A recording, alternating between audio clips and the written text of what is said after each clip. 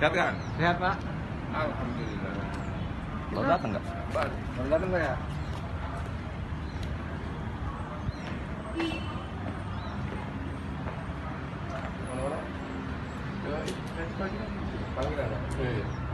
Jam makan siang jam 1 udah jadi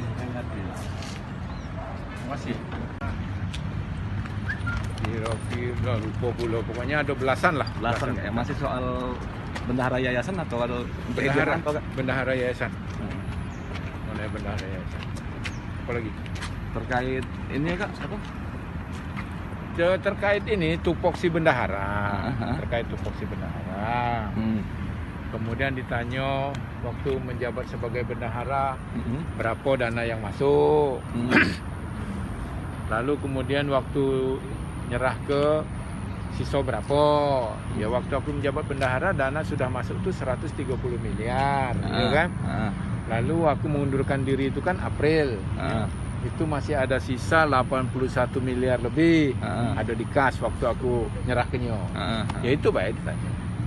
Yang terpakai Pak Eri untuk yang Uang muka. DP kan? Iya DP Mbak. Berapa tuh Kak kemarin? 50? 48. 48. Yang untuk pembangunan aku lah ini lagi sudah tidak sebagai bendahara lagi. Oh. Yang 48 itu diserahkan kemana Pak? Ke bayar ini Kontraktor. kontraktor kan uang muka. Setelah tender menang tender dia minta uang muka sesuai perjanjian kan. Ya kita harus bayar.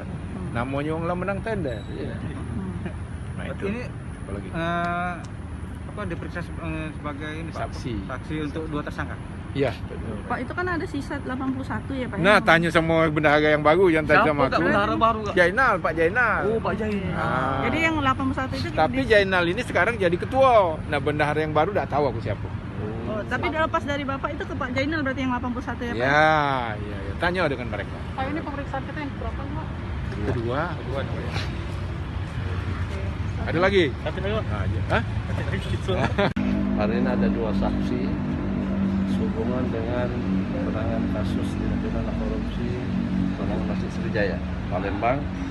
Yang pertama inisial ZP dan kedua MD atau MM ya. Keduanya lebih kurang diperiksa sekitar 6 jam.